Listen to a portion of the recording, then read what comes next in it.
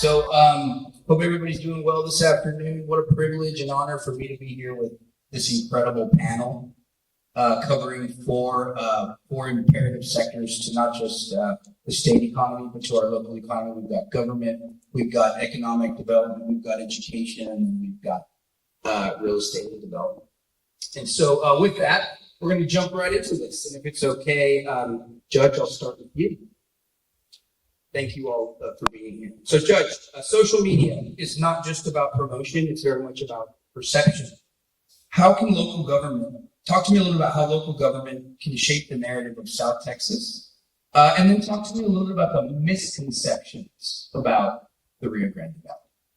Well, thanks for that question. You know, all of us in government have a duty to make things better for our people. And the median age in Hidalgo County is 29. So we have a lot of young people. So how do we provide opportunity for that human capital we're developing? We see a lot of it here today. Well, we have to be attractive. So one of the things that we miss doing here is identify ourselves who we are. And who we are, I believe, we're part of South Texas, but also part of northern Mexico. And together, we are the region that I believe we have the best opportunity to show off and become competitive. We're not competing globally. What we want down here, everybody in the world wants. So how do we become competitive? We cannot let others describe us. We have to describe ourselves. This is where you come in and help us describe the excellence that we are. And I think that we control the message. Don't let the message be controlled by someone else. I love that. Yeah, control the narrative, right? Control the narrative. You talked about the global stage. Do you think, and if so, why do you think that the Rio Grande Valley flies under the radar to a lot of people? I don't know that I necessarily think that's the case, but some people do. You know, we used to be kind of a well-kept secret down here, but tell me. Our strength is also our weakness. And we are a community of communities. We've got 22 cities in Hidalgo County alone, and I think another 27 in Cameron County, I think maybe 5 in Clark County, whatever.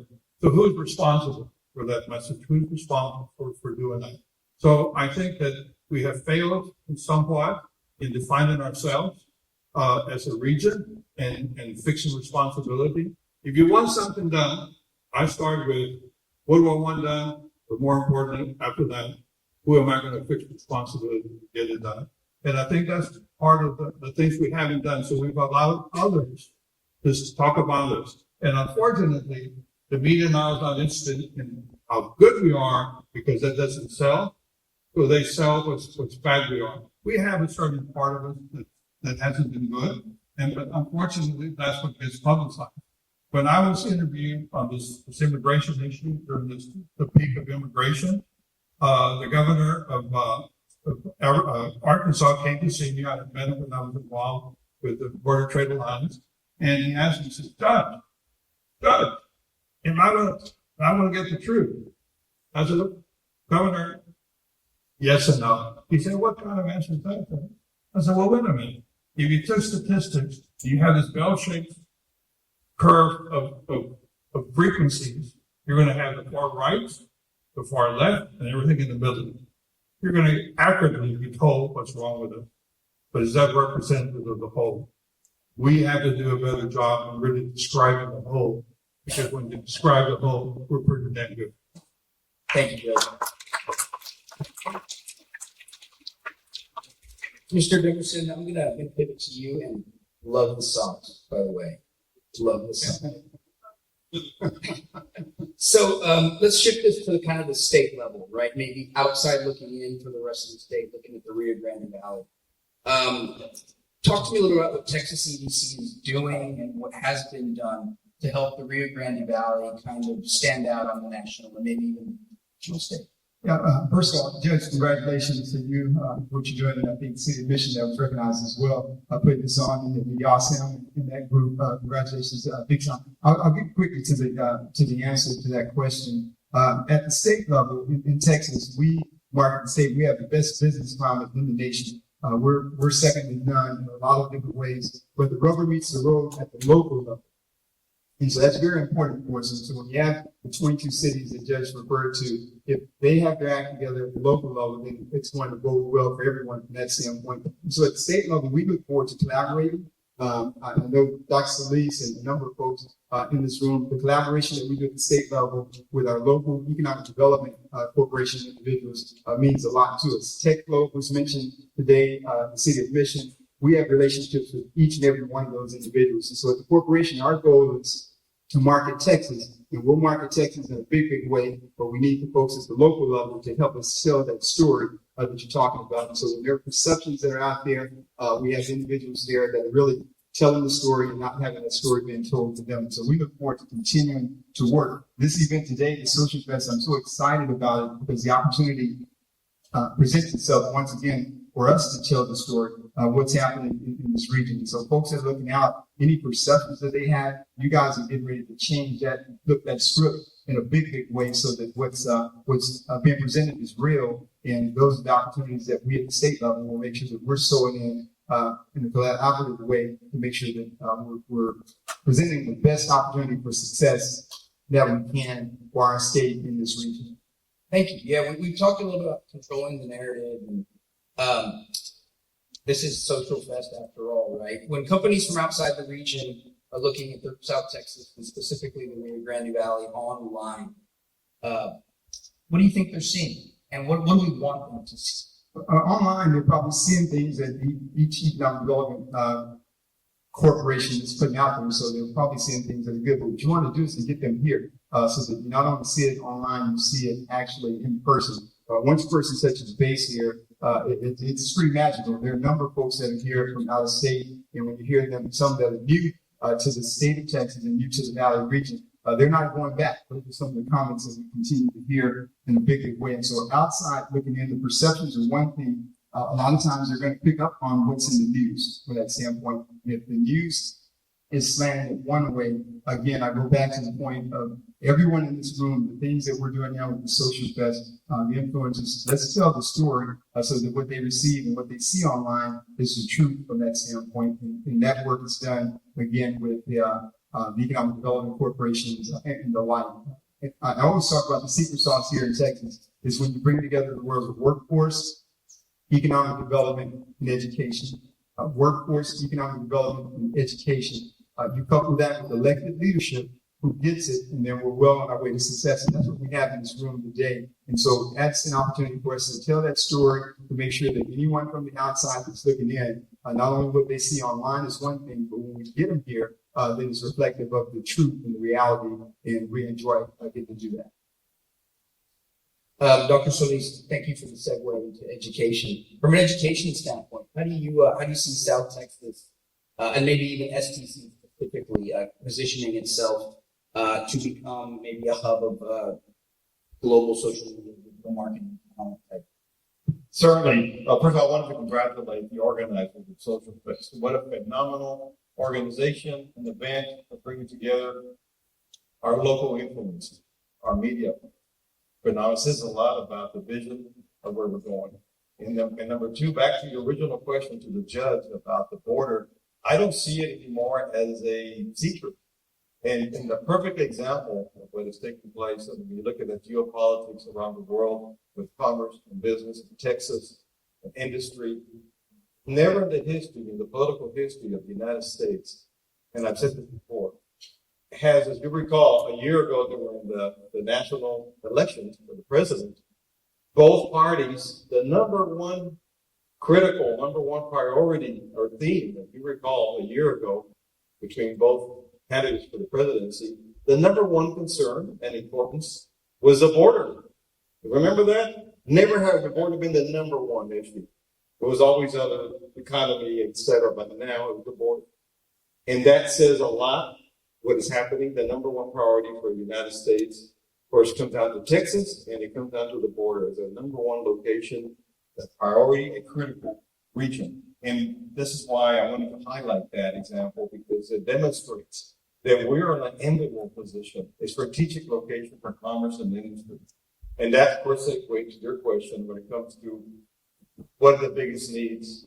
As Aaron was talking about, the critical workforce, economic development, and education. Those three components are deep in accord with great leadership and leadership with the county and the cities. That is really what it's going to take. And this is why we're very fortunate we're seeing that here. And hopefully I'll be able to elaborate a little bit more. We'll be talking about a little bit more about higher education, but basically the transformational arena now, higher education is moving very rapidly. And this is what at South Texas College we're doing. We're deliberately setting up programs that are not only applicable, but they're relevant. In other words, our goal, it always has been, that the students that come to South Texas College, that they are going to have a very gainfully employed. And that's what we're very proud of. In other words, shorter term diplomas, credentials of value. That is where it's at. 2-year degrees, that is, well, later on, I hope that we will tell you about the new theme, that instead of the blue collars and the white collars, we're going to see now, as I call them, the gold collars. That is what's going to happen. And that's why I see that happening here in South Texas, and especially with the RGB. Very exciting times. And I know that the crowd here is anxious to learn more about it and the opportunities. All I can say in summary is that there's so much happening, not only on the national arena, but globally taking place here along the border with U.S. and Mexico. And the number one priority is going to be education to make things happen. Thank you. Thank you. Gold collar. Sounds fancy. I'm gonna jump over to the private sector. Shaw, man, I've known you a long time. You were probably one of the first people I met that got my real estate license back in 2007. Here we are, 2025, sitting on a panel together, and so what a privilege for me now. You are literally changing the skyline of the Rio Grande. And I applaud you for that. Your projects are everywhere. They are Class A, and you've been doing it consistently for a long, long time. Tell me a little about how you see development, design, and what you do contributing to the region's image on social media. It's, one thing I try to do is I'm trying to focus on higher end developments, and I'm trying to think outside the box. I'm tired of just doing a regular box with that same taco shop and nail salon. We want to do Hey man, other which are great. But people down here are starving, is what I've noticed for other type of developments, where you get the cool aspect, you get that, they want that urban type of development here, where you can work, you can live, you have green space, they want to congregate in certain areas. So it's thinking outside the box and doing stuff that's a little different. And I see that people are really receptive to it, they want it. And when you bring new products down here, people are bum rushing to it. You know, you have a Dutch Brothers open up, you have a mile-long line for coffee, which is crazy. So things like that are really. I see it all the time. New concept comes in and they open up with these crazy sales figures, and you're absolutely right. Is there a specific kind of project, development, or investment that you see people taking to more than the next? I think it's the type of project that has a lifestyle element to it, where the things that always excite people are food and entertainment in developments, but none of the developments, not too many developments, are creating a lifestyle portion element to it, where you have a green space, you have outdoor seating, you have a little area where people you get a band during the weekends and performers and things like that. So it's getting that community aspect. Love that. Yeah. We call it a mixed use, right? Yeah, mixed use. You go to San Antonio, you have Pearl. You go to Domain. You go to Austin, you have Domain. Yeah. So people love that type of thing. People want that. Talk to me a little bit how you work in social media or online marketing to what you do. Leasing. Yeah, I mean, social media has become such an important part of what we do now. We're able to broadcast that message, that space that we're developing, whatever it is, new development, to tens of thousands of people at a click of a button. Before, the other day I was driving around and I saw somebody had a promotion, they had a radio company outside doing promotion in front of their business. It's like, well, why would you do that? That doesn't even make sense anymore. You know, you're spending thousands of dollars when you can just do it with a click of a button for free. So social media has completely changed the game. And at a cost, it's a fraction of what traditional media is. Yeah, no, I agree with that. You know, we use it at our company level, and my marketing professionals are here, front row. Shout out. But it is a game changer. You know, we don't necessarily source tenants from social media, but it's about that recognition, being first to mind when people see our product, right? Being recognized. Thank you, Sean. I appreciate that. Sean, you work with, and I'll stick with you. You work with probably hundreds of tenants, right? You've got a lot of tenants under your belt.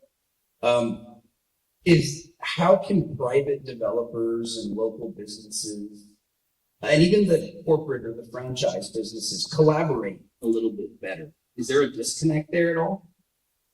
Well, I think the challenge that we face down here is that we are the secondary market. We're not the primary market. So you have groups like we reached out to ourselves, which like Kava and Trader Joe's. They're going to want to expand primary markets first and then come down. But if we need initiative from local government, which I know the judge is working on, the RioFlex and things like that, to help incentivize some of these things to come down.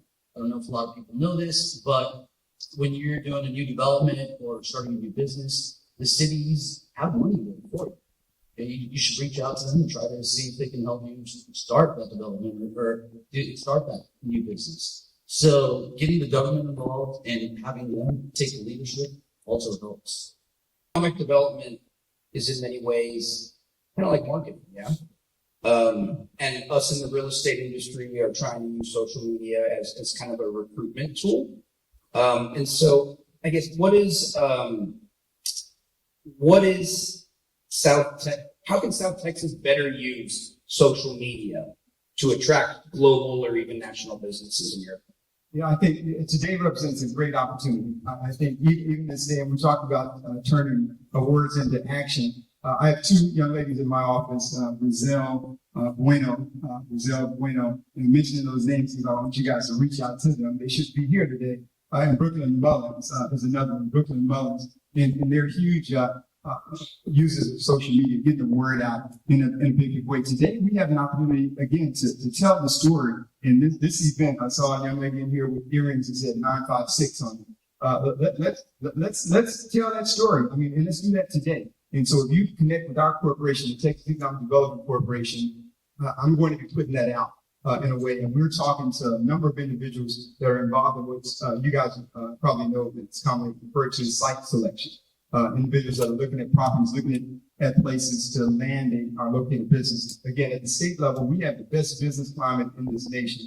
The rubber meets the road here at the local level. Let's tell that story about what exists here. When you talk about projects, and I've had the pleasure, been blessed to work on a number of projects here in the state of Texas, and so the Toyotas, the Samsungs, all these kind of things, even the SpaceX that's in Brownsville. How do we take that story that's there and really regionalize that? Judge has an awesome analogy of what that concept means, but we have a unique opportunity to really tell that story, and I want us to do that today. You guys are putting the information out, but let's put it out in a big way, and I'm going to do my part, because if you're sending it to the Texas Economic Development Corporation, our goals are going to be to get that word out even more so. And to that point of that question, it's basically getting the word out, utilizing the different leverage points that we have to help do it.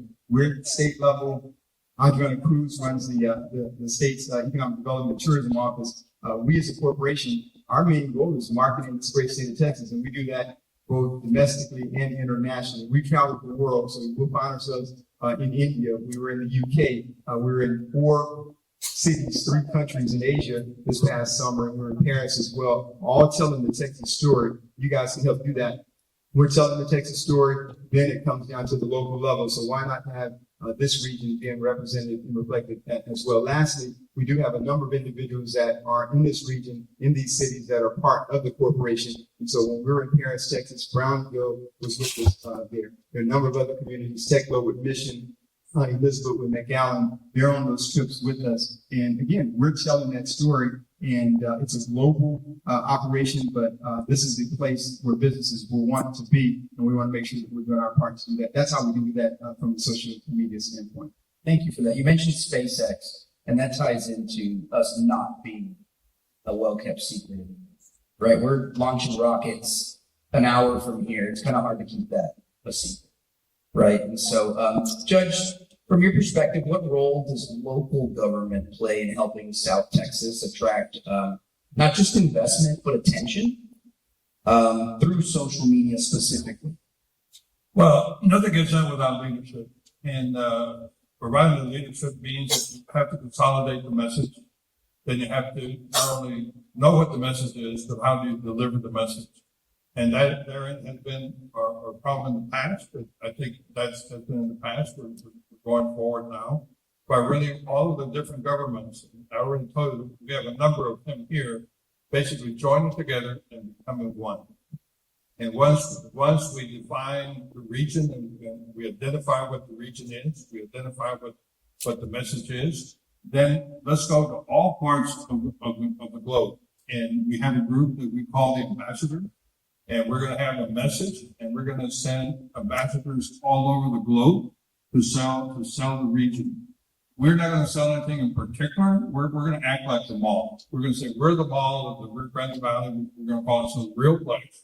And this is what you find in real place. You find 12 international bridges, 7 airports, 3 seaports. You even have a SpaceX. You have a medical school. We have all of these things that no city or no county can say they have themselves, but we as a region, they would have this.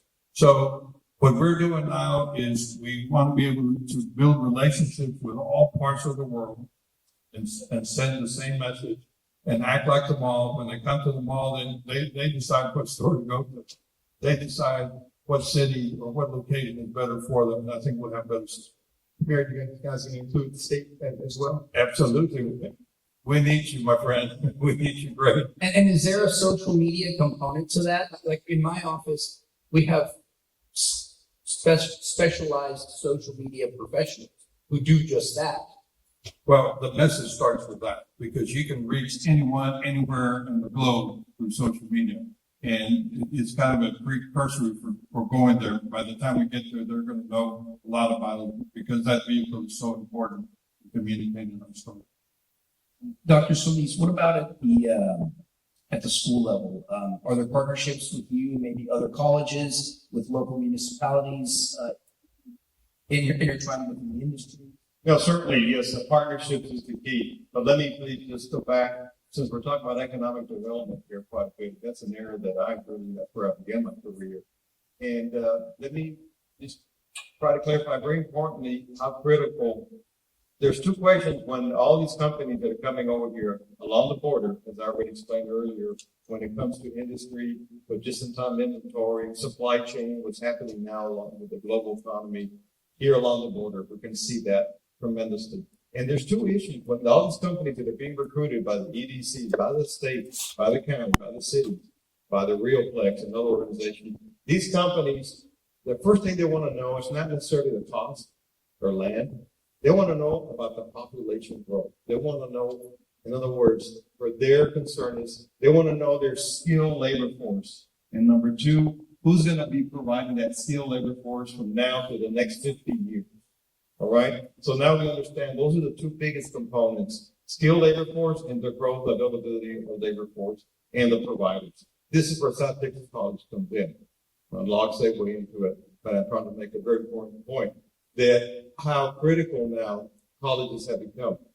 And let me tell you about South Texas College. We were the last, and we are basically the newest community college that was authorized 30 years ago in Texas.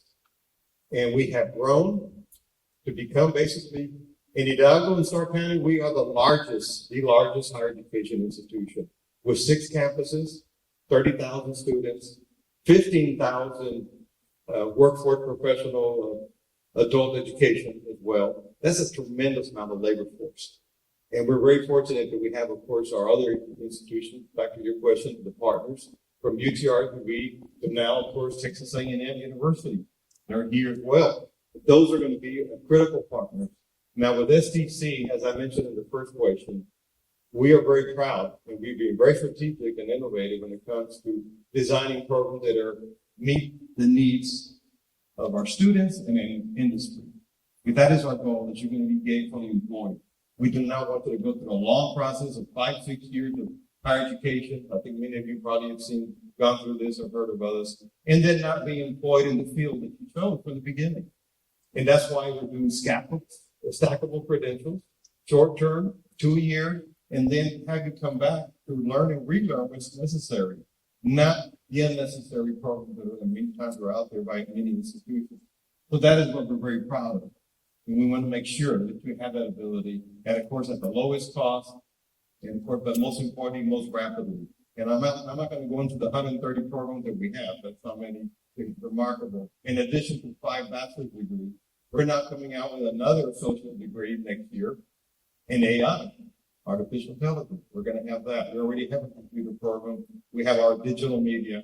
We have all the others that are related to media, marketing, business, construction management as well, all the way to the technical programs. And number 2, all the health ones. And many of you probably are aware, but doesn't know this very well. We are the #1 nursing provider, the #1. Most nurses produced from LVNs and RNs in the state of Texas. That is remarkable. At STC here in the Valley. And I was about to ask how STC was preparing students for careers in communications and digital storytelling, but kind of already answered that. Thank you. I went into all the programs that are critical. And the way you measure quality, many of you don't realize that. Just because we're not a Harvard or some people think that UT Austin, you measure it by the passing rate. And what is that? That's why I'm very proud of that. So guess who has the highest passing rate in the state of Texas when it comes to first-time passing rates for the nursing advanced? It's the same exam that they all have to take. South Texas State. Yeah. So congratulations.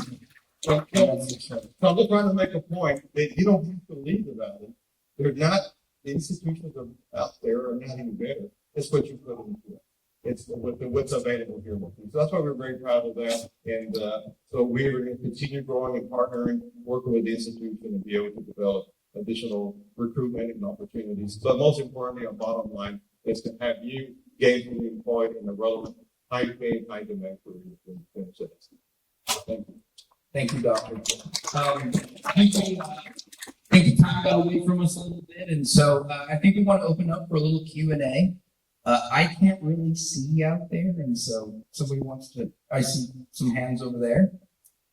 Why don't you go ahead and stand up? And is there a mic we can pass around out there? Here we go.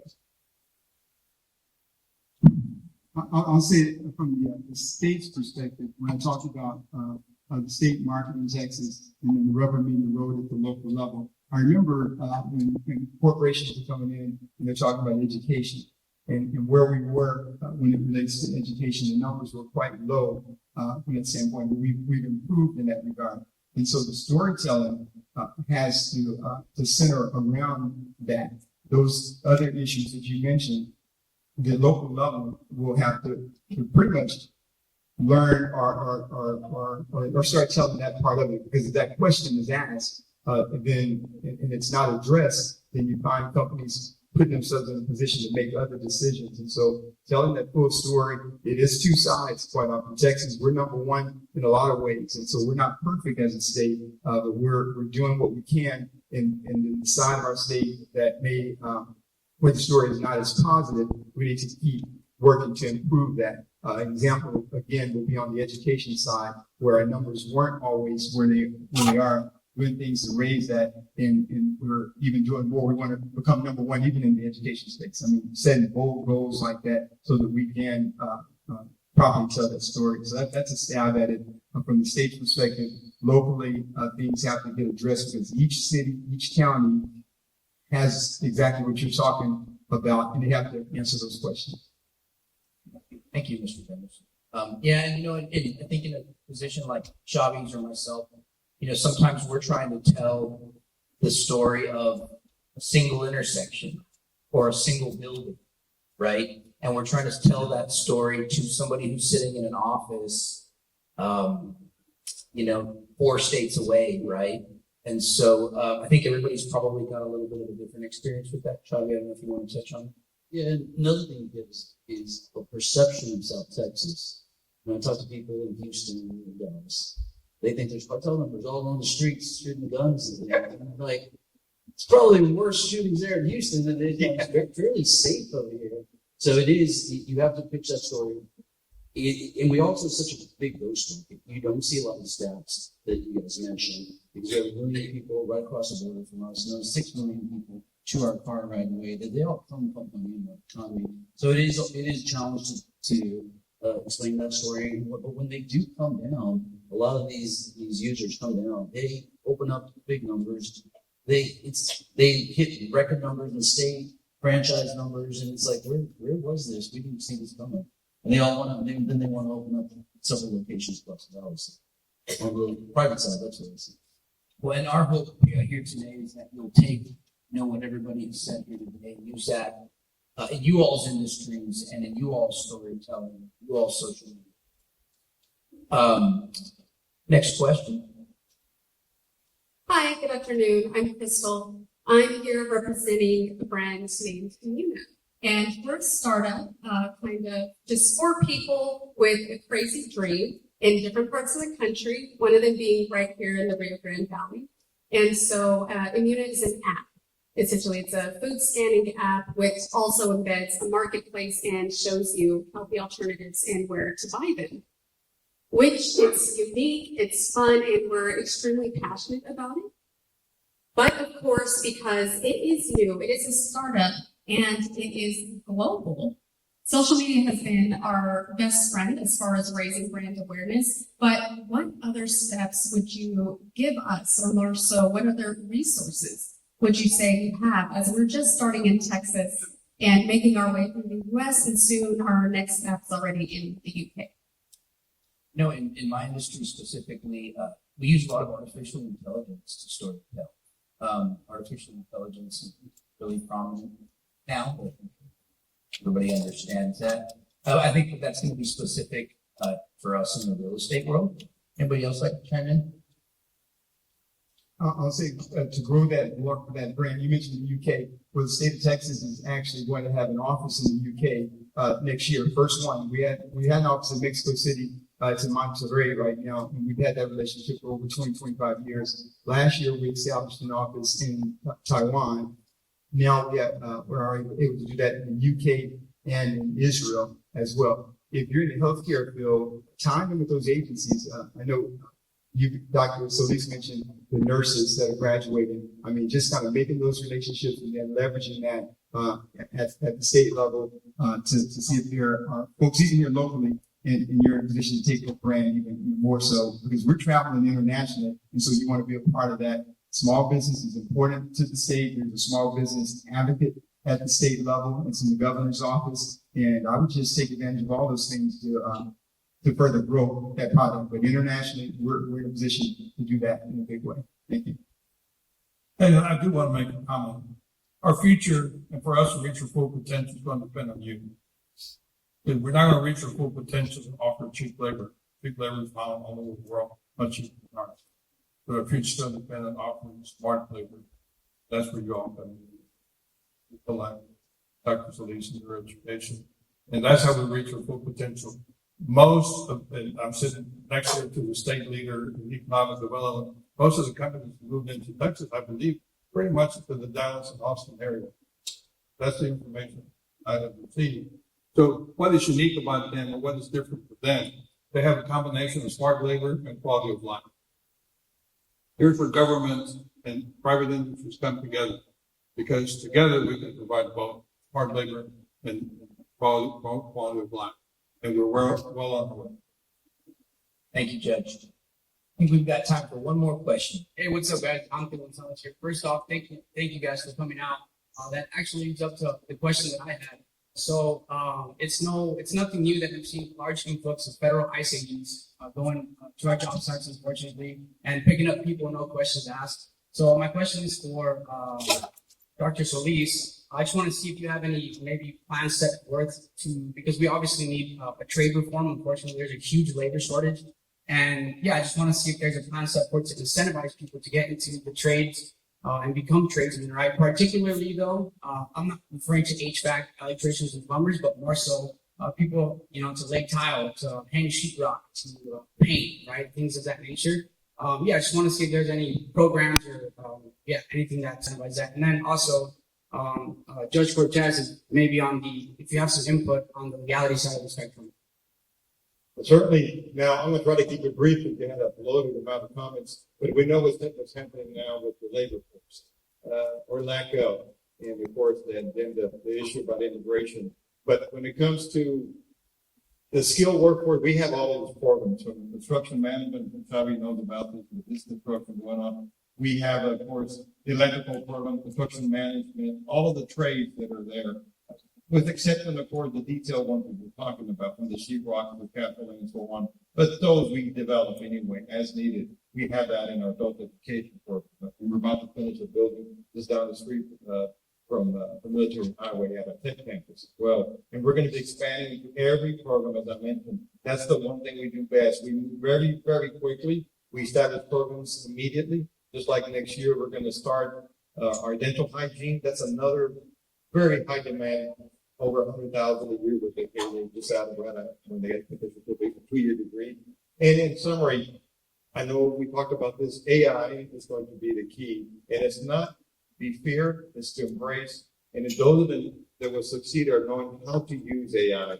And now companies are just now realizing. That's why you see all the stock market moving into the technical programs or investments. I'm sorry, the infrastructure, because they see that AI is going to be the key, and they're now realizing how it's going to help with productivity and innovation. Same way when it comes to the skilled trades, that's still going to be in demand. So back to what you're probably alluding to, AI is not going to ever take away those jobs that you just mentioned, those skills needed, and those programs that we're developing. I guarantee you, those are still going to be for you for many, many, many decades to come.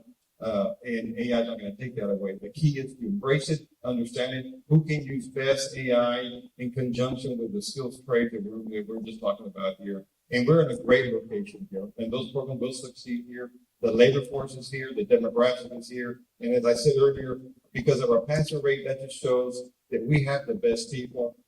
We have the most innovative people, and the people that have gotten us, and that is what makes a big difference here in the Rio Grande Valley. Very proud of it. Well, thank you. The two that were standing in line, if you guys will see us, we'll answer those questions. So make sure you come up here. Yes, please. Thank you guys for hanging with us. I know we went a little over. It was great to be here with you all. Hope you all enjoy the Social Fest experience. Take care.